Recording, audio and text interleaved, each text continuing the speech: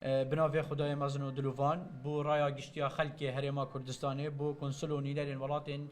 بیانی لعراق و هرما کردستانه بو پرلمان عراق بو پرلمان هرما کردستانه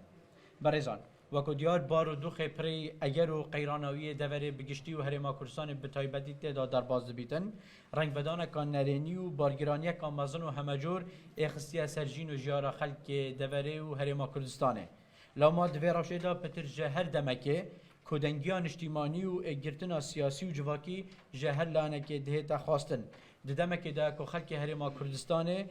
به تگهشتنه که جیواری و خوراگیریه که نمونهی و هلویسته که نشتیمان پروری هبویه برانبر اوان همی قیرانان و حکومت هرما کردستان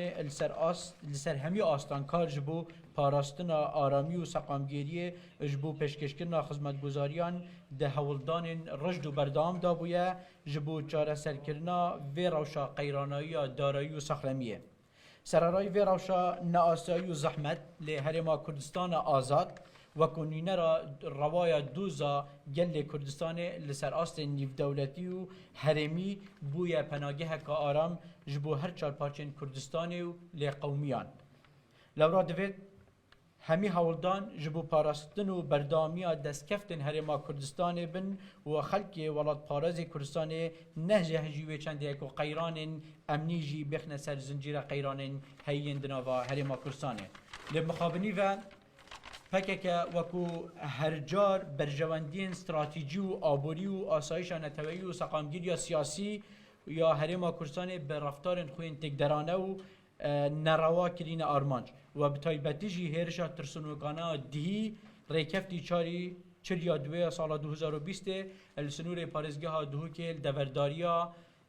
çamankê ku pêşmergehên parêzerên rastaqîne û destûrî û yasayîên آخ و آلا و کرامت و پیروزین هرما کردستان کرینه armanc و مخابنی و چندین پشمرگه شهید و بریندار کرینه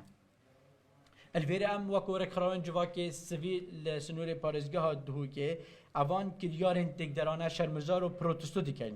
و دخازین و هیوی دیکن جه PKKê ریزه لقواره دستوری و حکومت و دامزراوین شرعی و یاسایین هرما کردستان بگریت و وگریتا گوراپان آخویا راستقینه و لباکور کردستان او و زیدتر روشا خلک هرما کردستان آلوستر لی نکتن الدماهیت خازین اوی چنده بیجین داخاز و هیوین ما جهر نشتیمان پرور و ولاد پاریز و همیلان سیاسی و تخین جواکی هیا هستگرن به برپرسیارتی مروواتی و نشتیمان پروری دی اگدنگ و حلویز بن و پشتوان حکومت و پرلمان خوین شرعی بن جبو پاراستنا امن و آسایش هرما کردستانه کردستان هر آودان بید بجید کرد بجید کردستان هر برز و بلند بید آلای پیروز کردستانه